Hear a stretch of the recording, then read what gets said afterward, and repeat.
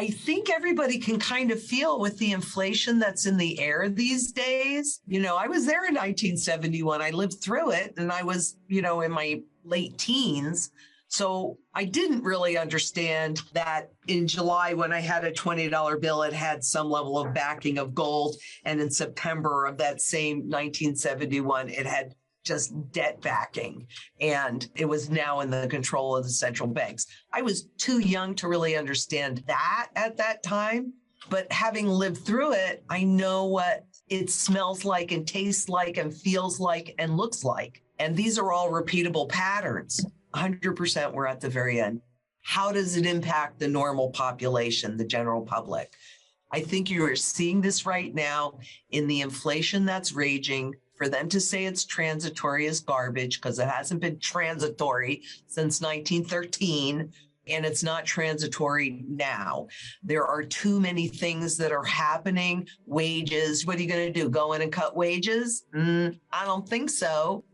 All of the issues that we're seeing with the supply chains and globalization. And keep in mind, in the 80s, when I first became a stockbroker, all the talk was about globalization.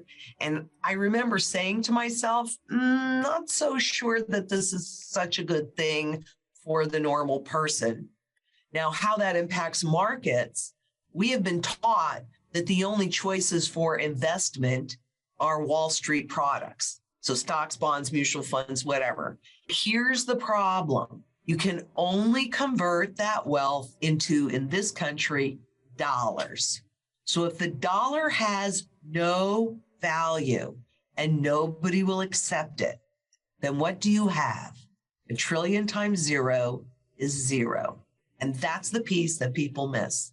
Baked into the very currency system is inflation because they knew governments could tax you without having to go through legislation. I mean, if you know that you're going to get higher taxes, you might complain, right? They don't want you to complain. They want you to comply. And for corporations, they want to be able to pay people less and less to work, other than those that are chosen few. And so inflation causes that nominal confusion. So 1970, the average wage was about $9,500, but a family of four could live with one wage earner.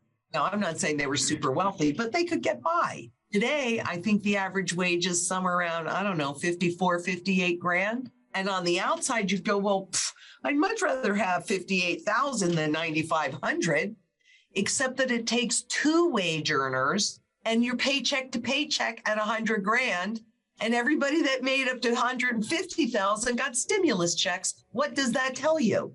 What do you think they want to be nice? It's because the currency is worth that much less. And that's also what's enabled that income and wealth inequality is the system that was put in place because they knew people wouldn't understand it. When you read the papers written by the bankers, by the IMF, by the BIS, by the Fed, by all these guys, right? You'll see that they actually admit to making things really complicated because if they do that, then people don't question them. I don't understand finances, so, gosh, they must be so much smarter than me. When I read them, number one, I know that what they're doing is they're giving a signal to those that have been deemed too big to fail to shift how they're positioned, but it is always the little guy, the institutional investors that are investing your money that have been picking up the slack so that you don't notice in the bond market how broken it is and how fragile it is.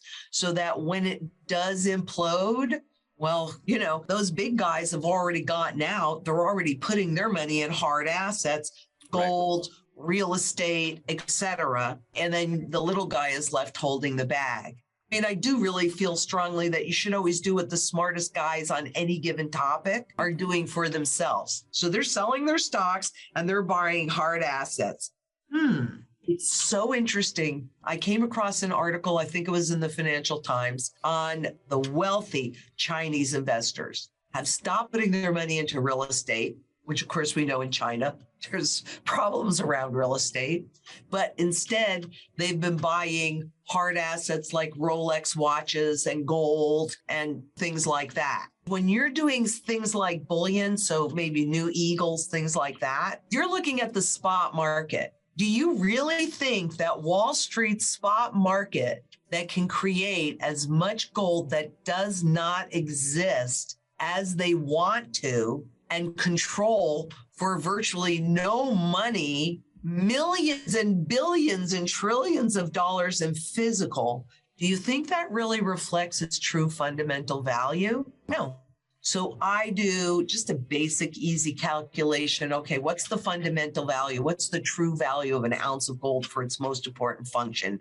And in my opinion, the most important function is to hold your wealth, your purchasing power even. Does many other things, but that's the most important function.